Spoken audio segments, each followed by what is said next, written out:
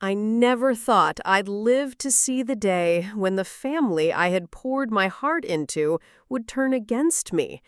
For most of my life, I believed in keeping peace, in holding my tongue, and in doing everything I could to be a good wife, mother, and later grandmother. But life has a cruel way of teaching you that sometimes the people you sacrifice everything for are the very ones who will betray you the most. It all began on a cold Tuesday afternoon, the kind of day where the sky is gray and heavy and the house feels too quiet, like it's holding its breath. I was in the kitchen making tea when I realized I'd forgotten my shawl in the bedroom. I walked down the hall, humming to myself, thinking about nothing in particular. But as I opened my bedroom door, my whole world stopped. There she was, my daughter-in-law, standing over my dresser, the lid of my wooden jewelry box wide open. Her fingers glistened with gold as she pulled piece after piece out, admiring them in the mirror as though they already belonged to her. My heart dropped. That jewelry box wasn't just a box of ornaments. It was my history, my identity, the legacy of my mother and grandmother before me. "Excuse me?" I said softly, hoping I was mistaken, hoping she would look guilty and put them back. But instead, she turned to me, her eyes sharp and defiant, and with a smirk curling on her lips, she said, "It's mine now." I froze. At first, I thought maybe I hadn't heard her right. Maybe she was joking. But the way she snapped the lid shut and tucked one of my mother's gold bangles onto her own wrist told me everything I needed to know. She wasn't joking. She wasn't ashamed. She was claiming what was mine as her own. I called out for my son, expecting him to rush in and put an end to this madness. Surely he wouldn't stand by while his wife stripped me of the few treasures I had left of my past. But when he appeared at the door, instead of outrage or even surprise, he laughed, a short, cold laugh that sliced through me like a blade. "Don't make a scene, Mom," he said casually. "She's family. What's yours is ours, right?" My lips trembled. I wanted to shout, to remind him of the nights I stayed up sewing his clothes when we had no money, the times I skipped meals so he could eat, the sacrifices I made so he could go to college. But the words stuck in my throat. In that moment, I wasn't his mother anymore. I was just an old woman with jewelry they thought they could take without consequence. That night, I sat alone on my bed, staring at the empty space where my jewelry box had once been. I cried until my chest ached, not just because of the loss, but because of the betrayal. You expect the world to hurt you, maybe even friends or distant relatives, but never your own children, never the people you raised with your own hands. But as the tears dried on my cheeks, a strange calm settled over me. For years, I had let them dismiss me, talk over me, treat me like a fragile, irrelevant shadow. And I had stayed quiet because I thought that was what love looked like. But love without respect is not love at all. That night, I made a decision. The next morning, I pulled out an old folder from the back of my closet. Inside were photographs of every piece of jewelry I had inherited or bought over the years. Necklaces, rings, bangles, all documented carefully, along with receipts and letters from my mother and grandmother. Years ago, my late husband had insisted we catalog them, just in case. At the time, I thought it was unnecessary. Now, I realized it was my lifeline. I called my lawyer, a kind but sharp man named Marcus, who had helped me years earlier with my will. When I told him what happened, there was a pause on the other end of the line. Then he said firmly, "You did the right thing by calling me. We'll handle this." For the first time in years, I felt a spark of power returning to me.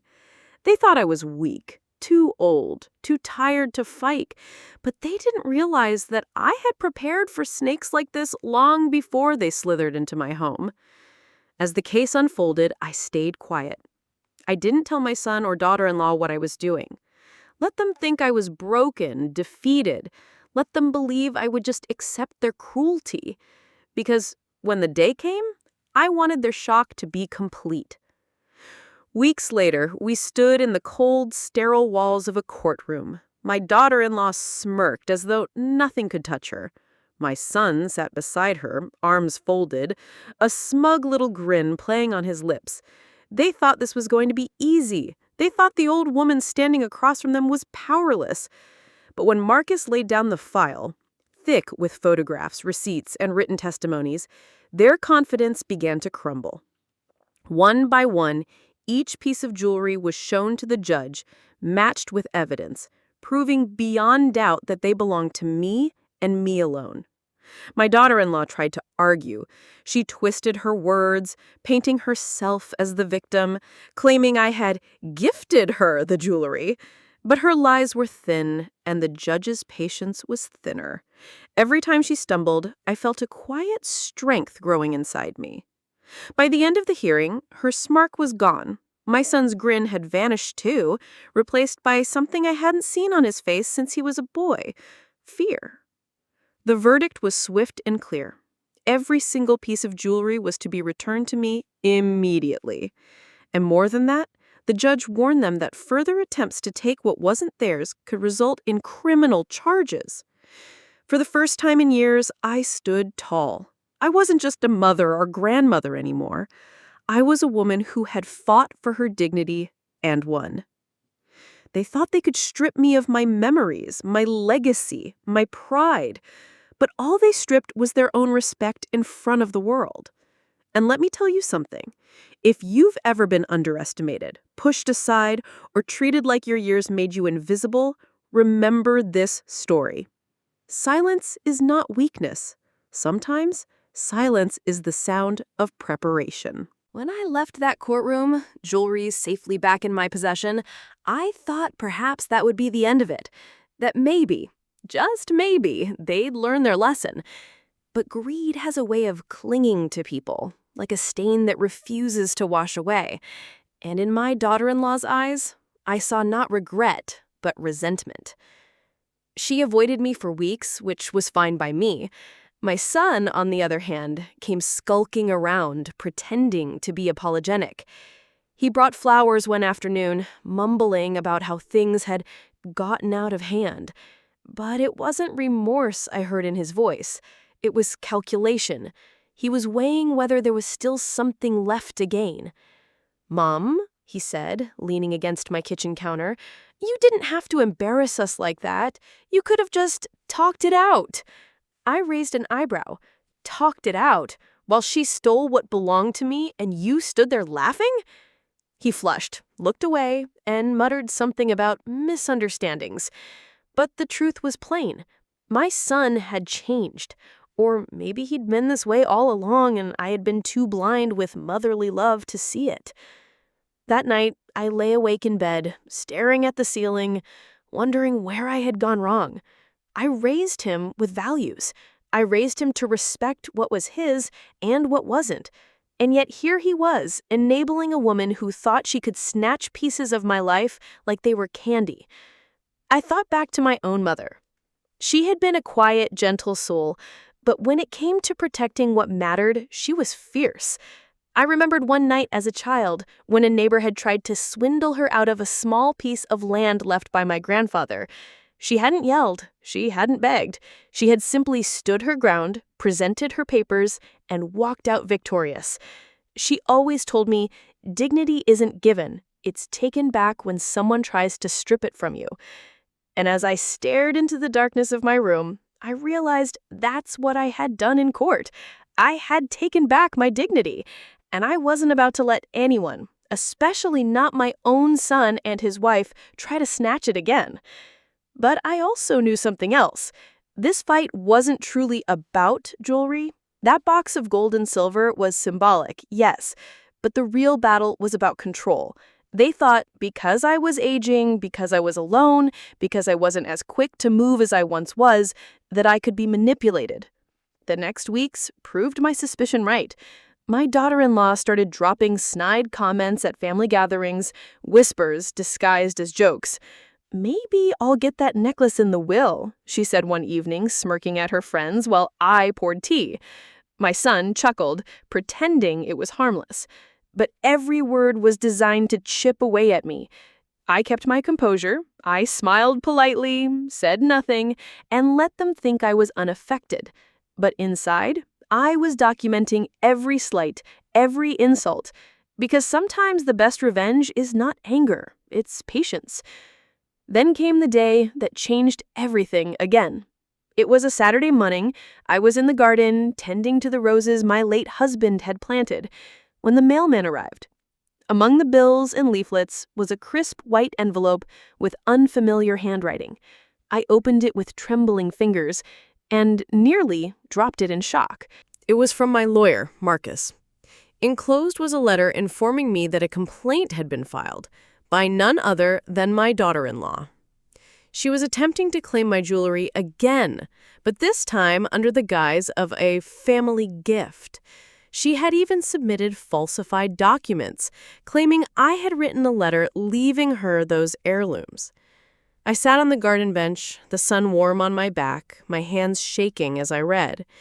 My first thought was disbelief. My second thought was anger so sharp it made my chest tighten. This wasn't just theft anymore. This was slander.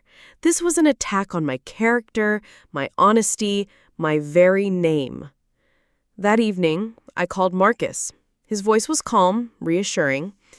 "We'll dismantle this," he promised. "Forgery leaves traces, lies unravel, but we must be thorough." And thorough we were. For weeks, I dug through boxes of old letters, bank slips, photographs, anything that could disprove her claims. Marcus hired a handwriting expert to analyze the so-called letter she had presented. The results came back clear as day. Not only was it a forgery, but the strokes matched my daughter-in-law's own handwriting samples from social media posts. The audacity of it nearly stunned me. Did she truly think I would roll over and let her rewrite my legacy? Did she think an old woman's silence meant surrender? The day of the second court hearing, I dressed in my best navy blue suit, the same one I wore at my husband's memorial service. A reminder to myself that dignity must be worn like armor. When I entered the courtroom, heads turned. My daughter-in-law smirked, as if victory were already hers. My son avoided my eyes, fiddling with his phone like a child caught lying. The judge listened patiently as her lawyer presented their shaky case, waving around the forged letter as though it were gold. But when Marcus stood, his voice rang through the chamber like a bell. He laid out every piece of evidence, every expert testimony, every inconsistency. At one point, the handwriting expert held the forged letter up beside my daughter-in-law's old Instagram captions. The similarities were undeniable. Even the judge leaned forward, eyebrows raised, lips pressed together in something close to disgust. By the time Marcus finished, the room was silent. My daughter-in-law shifted in her seat, color draining from her face. My son stared down at the floor as if ashamed, but still, he said nothing in my defense. The verdict came swiftly. Not only was the complaint dismissed with prejudice, but the judge also ordered an investigation into possible fraud and perjury. My daughter-in-law's smirk was gone for good. This time, there would be consequences. As I left the courthouse, a strange mixture of sorrow and satisfaction filled me. Sorrow that my own son had stood by a woman willing to drag me through the mud, but satisfaction that I had not allowed them to erase me, to belittle me, to rewrite my story. Because here's the truth. Too many people underestimate the strength of the elderly. They think age dulls not only our bodies, but our minds, our spirit, our will. But they are wrong. If anything, age sharpens us. It teaches us patience, strategy, resilience. And as I walked down those courthouse steps, I knew one thing for certain. This battle was not about jewelry anymore. It was about respect. and I was prepared to win it, no matter how many times they tried to take it from me. The days after the second court case were strangely quiet, almost too quiet. My phone didn't ring, no unexpected visitors came knocking at my door. Even my son, who used to at least call out of habit, fell silent. It was as though they were retreating, licking their wounds in the shadows. But silence from people like them never meant peace. It meant plotting. I tried to focus on my routines: morning tea, a slow walk through the garden, evening spent knitting while the clock ticked softly in the background. But beneath the calm, there was a current of unease running through me, because I knew something that they didn't. Once trust is broken, every move becomes suspicious. One afternoon, as I was watering the lilies, my neighbor, Mrs. Harper, stopped by. She leaned on the fence, shaking her head. "I don't know how you do it. If my daughter-in-law pulled half of what yours has, I'd have packed up and moved away." Her words stuck with me. Moved away? No. This was my home. This was the place where I raised my son, where my husband and I built a life. Why should I run? They were the ones in the wrong. They should be the ones hiding their faces in shame. But shame is a stranger to the greedy. Sure enough, the quiet didn't last. A week later, I received another letter, but this time not from Marcus. This one came directly from my son. His handwriting was unmistakable, bold and slanted, just as it had been in the notes he scribbled as a boy. "Mother," it began, "you are tearing this family apart. Can't you see what this is doing to us? You're obsessed with your possessions, and it's ruining your relationship with me. If you want us in your life, you need to let go. Hand the jewelry over. It doesn't matter to you as much as it does to us. We're younger. We need it more. Please stop being selfish." I read the words over and over, each sentence like a knife twisting deeper. Selfish. That was the word my own son used to describe me. After everything I had given him, every sacrifice, every late night working extra shifts to pay for his education, he dared to call me selfish? I folded the letter neatly, slid it back into the envelope, and placed it in a drawer. My hands were steady, but my heart was heavy. It was no longer about misunderstanding or misplaced loyalty. My son was complicit. He wasn't just standing by his wife, he was standing against me. That night, as I sipped chamomile tea under the dim kitchen light, I thought of my husband. What would he have done? He was a man of few words, but when pushed, he had a backbone of steel. He would have told me not to bend, not to break, and certainly not to surrender to threats dressed as pleas. But taking the jewelry for me and giving it to my son was a whole different thing. The next morning, I called Marcus. "I want to change my will," I told him. There was silence on the other end, followed by a slow, deliberate, "I see." He didn't question me, didn't try to soften the blow. He simply scheduled the appointment. When I sat in his office a week later, pen in hand, I felt a strange calm.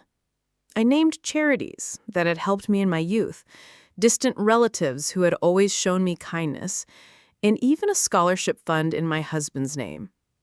My son's name and his wife's? Nowhere to be found. It hurt, yes. Signing that paper felt like severing a vein. But it was also necessary. A line had been crossed, and once crossed, some lines can never be redrawn. I thought that would be the end of it, that once they discovered they'd been cut out, they'd leave me alone, realizing the futility of their greed. But I underestimated just how desperate people can become when money slips through their fingers. One evening, just as the sun dipped below the horizon and shadows stretched across the living room, I heard a knock at the door. It was firm, insistent. I opened it to find my son standing there, face pale, jaw tight. "Mom, we need to talk," he said. His voice trembled, though whether with anger or guilt, I couldn't tell. I let him in. He paced the floor like a caged animal before finally blurting, "Why are you doing this? You're my mother. Don't you want me to have a good life? Don't you want your grandchildren to be provided for?"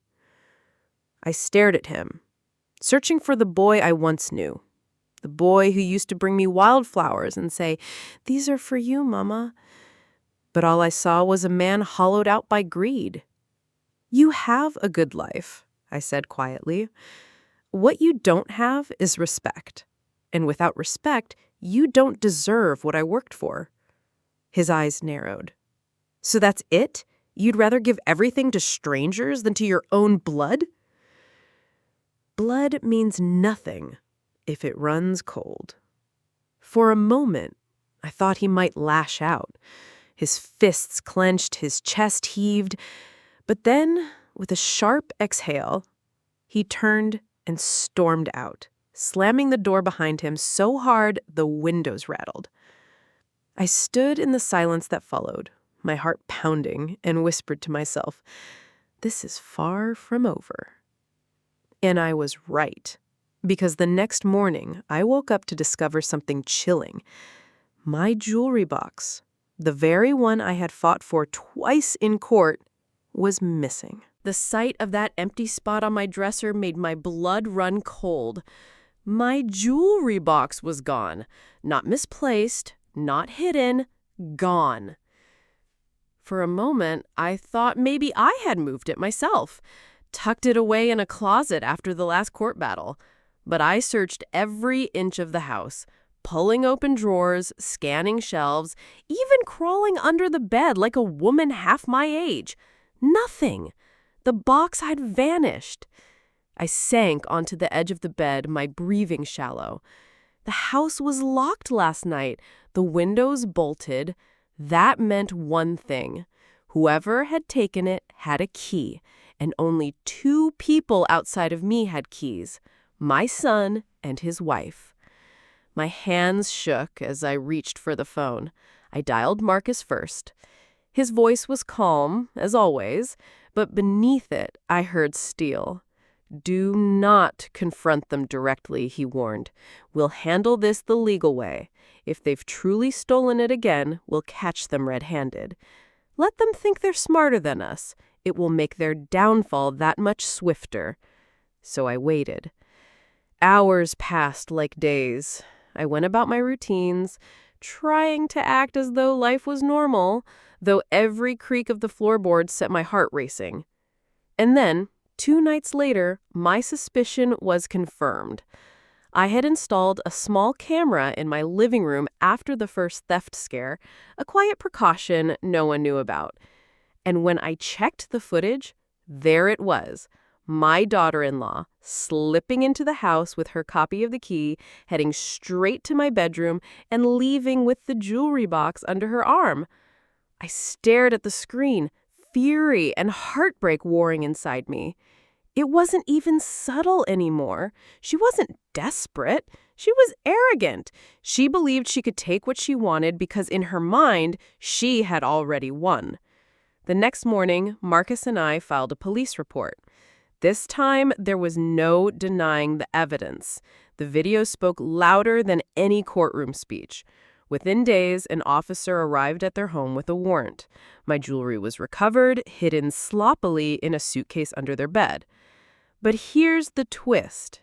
When the officer handed me the recovered box, I realized something chilling. A few pieces were missing. A bracelet my mother wore on her wedding day. A pair of earrings my husband had given me on our 25th anniversary. Gone. Sold, no doubt, for a handful of dollars compared to their worth in memory. That's when I broke. Not publicly, never publicly, but alone in the quiet of my bedroom, I cried harder than I had in years. Not for the gold, not even for the heirlooms, but because of the finality of it all. I had lost not just jewelry, but the last thread tying me to the belief that my son still cared. He had chosen to stand beside her again and again, even as she stole pieces of me. When the third court case began, the atmosphere was different. This wasn't a battle over inheritance or misunderstanding. This was criminal theft, plain and simple. The prosecution presented the footage, the police report, the recovered jewelry. My daughter-in-law sat stiff in her chair, her lawyer sweating bullets. My son sat beside her, arms crossed, refusing to look at me. The judge's words rang clear: guilty. She was fined heavily, and though jail time was considered, it was reduced to community service, since it was her first formal conviction. Still, the humiliation was enough. The smirk she once wore so easily was gone, replaced with a hollow glare. But the real shock came after the verdict. My son approached me outside the courthouse. His eyes were red, his voice low. "Why did you do this, Mom?" I stared at him, disbelief washing over me. "Why did I do this? You stood there while she stole from me. You laughed, you mocked me, you let her drag me through courts not once, not twice, but 3 times. And you ask why I did this?" His jaw tightened. You could have just let it go. Family is more important than things. I shook my head slowly. Family is more important, yes, but respect is more important than greed, and loyalty is more important than silence. You didn't just lose the jewelry today, you lost me. For the first time, I saw a flicker of doubt cross his face, but he turned away, muttering under his breath, "You'll regret this." I watched him walk away, and a strange calm settled over me. Perhaps I had lost my son to greed. Perhaps I had lost pieces of my past forever.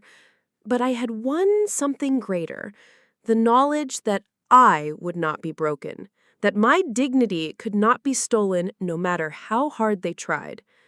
That night, I locked the jewelry box in a safe, one only I knew the code to, but I also sat down at my desk and began writing. Not legal documents, not inventories, stories. My stories of my mother's strength, my husband's love, and my own battles. Because jewelry can be stolen. Gold can be pawned. But stories? Stories are eternal. And if my son and his wife thought they had silenced me, they were wrong. This was only the beginning. The weeks following the trial were a strange blur of emotions. Relief, yes, but also grief, anger, and a hollow sadness I couldn't shake. My home was quiet, but not in the peaceful way it used to be when my husband and I would sit together reading by the fire. No, this silence was sharp. It pressed against me, reminding me that the people I once trusted most had chosen betrayal over love. Neighbors whispered, some avoided me, afraid to be caught in the storm of family drama. Others came by with casseroles and words of comfort. One elderly friend clasped my hand and whispered, "You did the right thing. We can't let them think they can trample us just because we're old." That gave me strength, but it didn't erase the ache in my chest. I began to notice changes in my son's demeanor.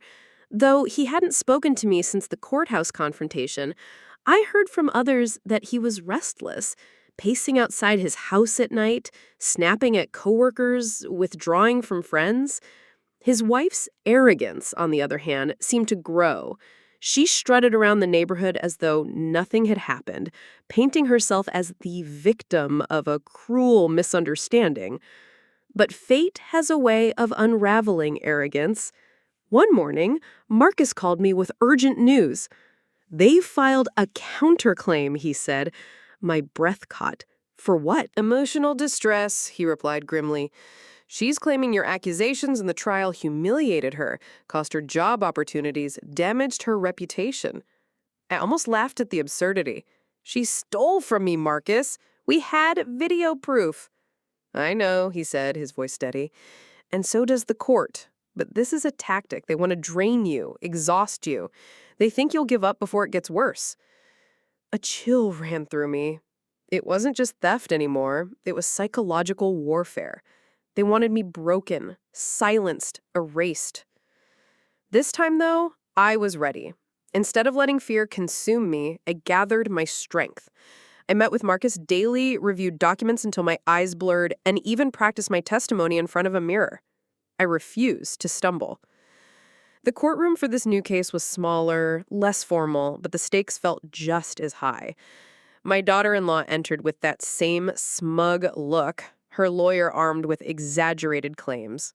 She has suffered anxiety, social isolation, humiliation, he declared. Her reputation has been destroyed because of these accusations. I stood tall when it was my turn. Destroyed? I said clearly, my voice echoing across the room. She destroyed herself. She walked into my home, used a stolen key, and took what wasn't hers. I didn't humiliate her. She did that when she carried my jewelry out under her arm like a thief. Marcus presented the evidence again. The footage, the police report, the missing heirlooms never recovered. He didn't stop there. He introduced statements from neighbors who saw her flaunting jewelry that wasn't hers, even boasting about having the good stuff now. The truth sliced through her lies like a blade. By the end of the day, the judge dismissed their claim entirely. Not only that, but he ordered her to pay the court costs for wasting time. The color drained from her face as the gavel struck. But the victory didn't feel sweet. I returned home that evening and sat in the dark, staring at the jewelry box locked away. My heart was heavy. I had won again, yes, but at what cost? My family was shattered beyond repair. That night, a storm rolled over the city. Rain lashed against the windows, thunder boomed in the distance. I sat in the living room, wrapped in a blanket, when suddenly, headlights lit up my driveway. My chest tightened. Who would come at this hour? The knock on the door was frantic, almost desperate. I hesitated, then opened it cautiously. And there he was, my son, soaked from the rain, his face pale and his hands trembling. "Mom," he whispered, his voice breaking. "I didn't know it would go this far." I stared at him, unsure if this was another manipulation or a crack in his armor. "You let it go this far," I said quietly.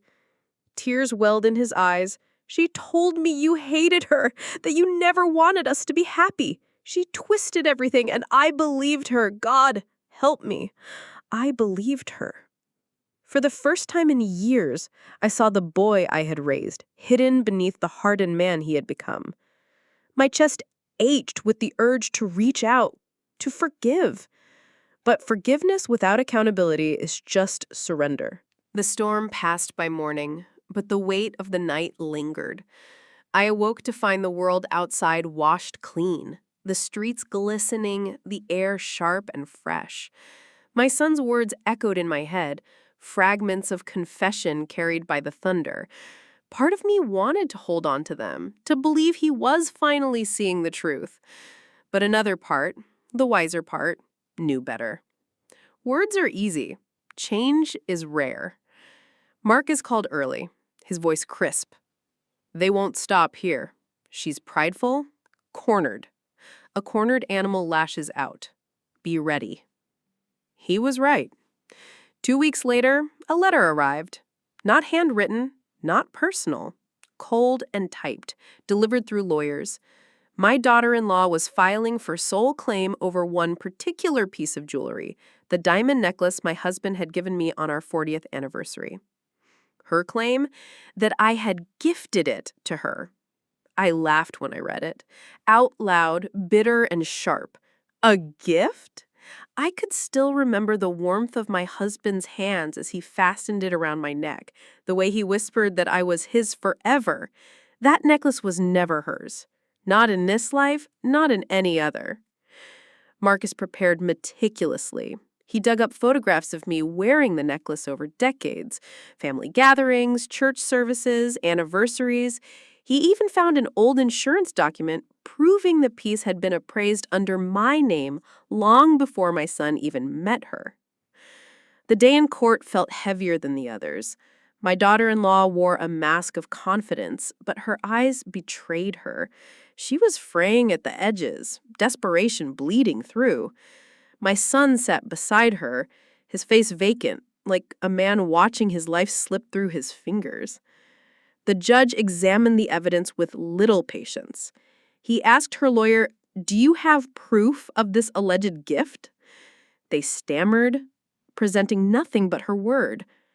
The judge's gavel cracked the silence. Case dismissed. The necklace remains the property of the defendant. I should have felt triumphant, but as I watched her sink into her chair, her face crumpling with rage, I felt only exhaustion. How many times would I have to fight for what was mine? How many more courtrooms? How many more accusations before they finally let me live in peace? After the hearing, I walked out into the sunlight. Reporters had gathered, family scandals drew attention, and my story had spread. Microphones pushed toward me, questions flying. How do you feel about the verdict? Do you think your son will ever reconcile? I paused, then spoke with a calm I barely recognized in myself.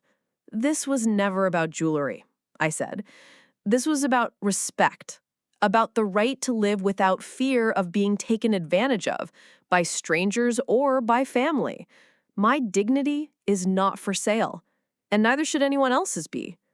The clip aired on local news that night. Friends called, strangers wrote letters, women stopped me at the grocery store to squeeze my hand and whisper, "Thank you." I hadn't just fought for myself. I had fought for every person who had been dismissed, mocked, stolen from. At home, I unlocked the safe and took out the diamond necklace. It sparkled under the light, defiant and unbroken. I held it in my hands, and for the first time, I didn't cry. Instead, I whispered a promise to my late husband. They will never take this from me. Not while I have breath. Weeks passed, and slowly the noise quieted. Court dates stopped, the phone stopped ringing with threats. My son stayed away, and though that pain never left, it dulled into something bearable. My daughter-in-law kept her distance too, her arrogance shriveled by defeat. One evening, Beatrice visited. She poured us both a glass of wine and sat across from me. "You know," she said, her eyes twinkling, "you could have given up. Most would have. But you didn't. You turned every strike against you into armor. That takes strength." I smiled faintly. I didn't want strength. I just wanted peace. "And now," she said softly, "you have it. On your terms." Her words sank into me, a balm over the wounds. She was right. Peace had been stolen from me, piece by piece, but I had clawed it back, not because of the jewelry, not even because of the court victories, but because I refused to let anyone erase me. That night, I sat by the window, watching the city lights flicker in the distance. The jewelry box rested safely behind me, locked away, but I realized it no longer haunted me. My true treasure was something no thief could touch. My resilience, my story, my unbroken will. And if they ever dared to come for me again, I knew exactly what I would do. I would smile, I would stand tall, and I would fight. Because they may have tried to strip me of everything, but I was still here. Stronger, louder, untouchable.